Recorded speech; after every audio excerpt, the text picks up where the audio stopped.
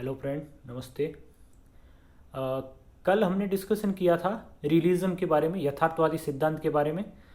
तो आज हम चर्चा करेंगे कि रियलिज्म से भी आगे एक नियो रियलिज्म थियरी क्या होती है और नियो लिबरल क्या होती है। तो मैंने वैसे ही लिखा है रियलिज्म, जो मैं मोटे तौर पे आपको बता ही देता हूँ यदि आपने प्रीवियस जो पिछला वीडियो देखा होगा। रियलिज्म मतलब राज्य है, स्टेट है, वो सबसे ऊपर है।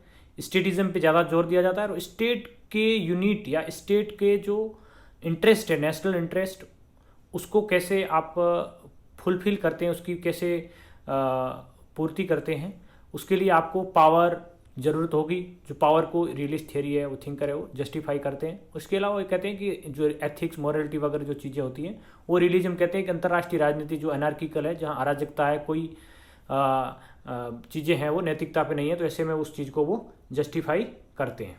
ठीक है, तो ये रियलिज्म होगा। लिबरल थियरी ठीक वैसे ही इसके विपरीत है। वो कहते हैं कि अंतर्राष्ट्रीय राजनीति में सहयोग की संभावना है और संस्थाएं वो भी मैटर करती हैं, और मनुष्य का नेचर को भी वो कहते हैं मनुष्य का नेचर बहुत शांति प्रिय है। तो ये रियलिज्म और क्लासिकल लिबरल थियरी के बारे में। अब नई टर्मिनोलॉजी जो यूजीसी नेट की तैयारी कर रहे हैं स्टूडेंट्स, या फिर कोई पॉलिटिकल साइंस को ऐसे समझना चाहते हैं कि न्यू रियलिज्म क्या होता है और न्यू लिबरल क्या होता है, तो इसके बारे में मैं आपको समझाने का प्रयास करूंगा। तो आपको वीडियो अच्छा लगे तो थोड़ा बहुत इस पर कमेंट कर देना। यदि आपको ठीक भी नहीं लगे, कौन सा चीज़ आपको ठीक से एक्सप्लेन नहीं मैं कर पाता हूँ, तो भी आप इसको ज़रूर कमेंट करना। ठीक है, तो अब हम देखेंगे नव उदारवाद या नव यथार्थवाद। पहली चीज़ इसमें क्या है कि जो नव उदारवादी थिंकर है वो कहते हैं कि जो ग्लोबल पॉलिटिक्स है उसमें सहयोग की संभावना है।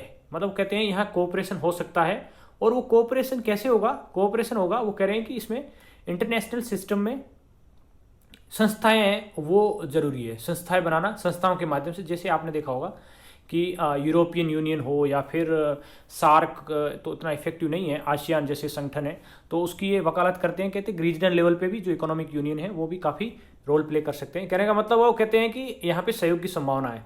ठीक है, नियो रियलिज्म क्या कहते हैं? नियो रियलिज्म को एक दूसरा नाम भी है स्ट्रक्चरल रियलिज्म, जिसके जो मेन प्रोपोनेंट है, जो मेन थिंकर है, वो किनीथ वॉल्ट है, और दूसरा है मियर साइमर। किनीथ वॉल्ट ने ग्लोबल पॉलिटिक्स को देखा है कि जो ग्लोबल पॉलिटिक्स का जो स्ट्रक्चर है, उस स्ट्रक्चर में वो कहते हैं कि एनार्किकल एनवायरनमेंट है। उस एनार्किकल में स्टेट है जो प्राइमरी यूनिट है, उस स्टेट को यूनिट मानते हैं। वो कैपेबिलिटी के अनुसार स्टेट में क्या है, वो है विभिन्नता है या उसमें डिफरेंसेस है। तो जो ग्लोबल पॉलिटिक्स में, यदि मैं नीचे लिखा हुआ है, मतलब इंटरनेशनल सिस्टम को एनार्की मानते हैं नियो रियलिस्ट थिंकर, और उसमें क्या है, हर स्टेट डरा हुआ रहता है कि उसकी सुरक्षा कैसे हो पाएगी, उसकी सिक्योरिटी कैसे होगी। तो उसको ये पता नहीं है कि दूसरा जो कंट्री है, उसका नेबरिंग कंट्री, उसकी क्या पावर है। ठीक है, तो वो इस सस्पेंशन में रहता है कि उसकी सिक्योरिटी ज़्यादा बढ़ रही, तो वो क्या करता है, अपनी सिक्योरिटी को बढ़ाने का प्रयास करता है।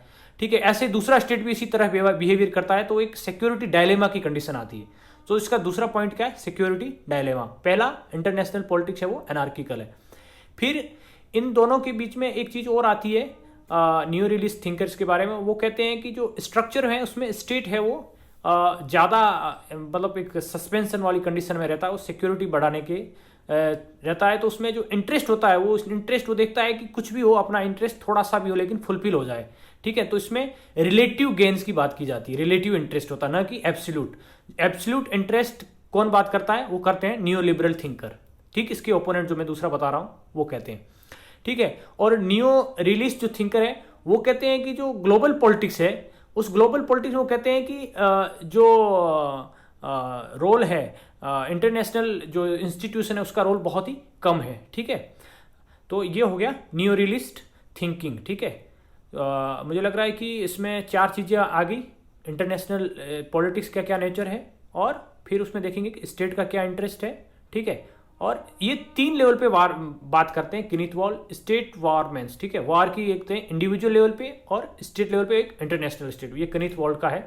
ठीक है, और एक दूसरे जो न्यू रियलिस्ट थिंकर है मियर साइमर, वो क्या कहते हैं कि ग्लोबल पॉलिटिक्स में यदि आपको स्टेबिलिटी रखना है तो कहते हैं ग्रेट पावर का होना बहुत जरूरी है।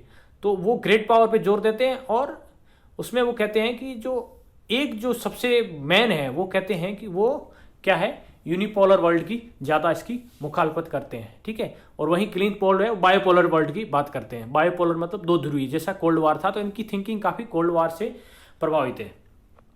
राइट, अब हम बात करते हैं न्यू लिबरल थिंकिंग की। न्यू लिबरल थिंकिंग क्या होता है, जिसको नव उदारवादी कहते हैं। आपने देखा होगा कि भारतीय विदेश नीति में भी कहते हैं कि 1991 में जब पीवी नरसिम्हा राव जी भारत के प्रधानमंत्री थे तो कहते हैं उसमें न्यू लिबरल कुछ ऐसी बातें जोड़ी गई। न्यू लिबरल मतलब इसमें स्टेट का रोल थोड़ा सा कम हो जाता है और ग्लोबल लेवल पे जो अंतर्राष्ट्रीय संस्थाएं हैं उनका रोल महत्वपूर्ण होता है, क्योंकि जब स्टेट मिनिमल रोल हो जाएगा, मतलब रोल बैक स्टेट हो जाएगा, तो जैसे एफडीआई हो या फिर डी लाइसेंसिंग हो, ऐसे पॉलिसीज अपनाई गई थी भारत में।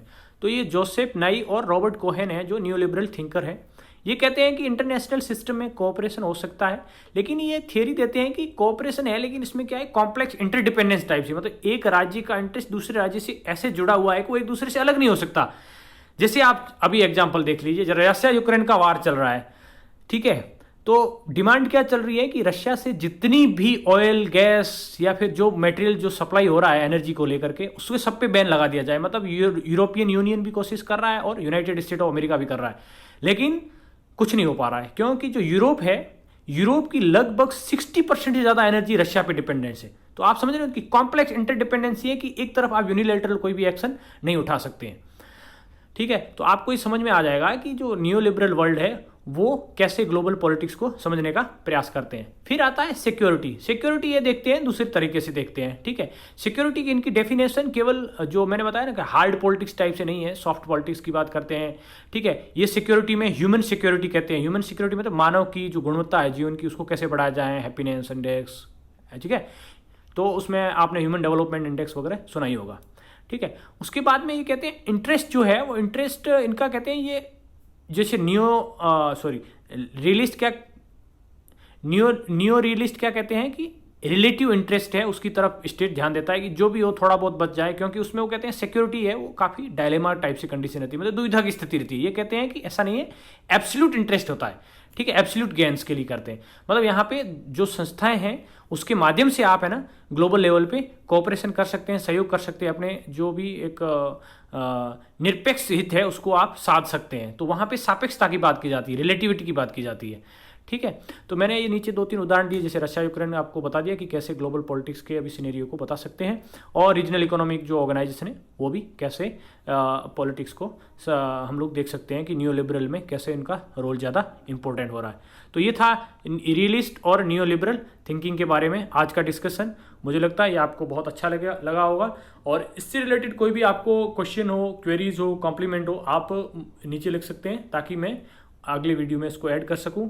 और जाते जाते यदि आपको ठीक लग रहा है तो थोड़ा सब्सक्राइब कर देना, ताकि क्या है कि आपको नया वीडियो है वो टाइम मिल सके। Thank you.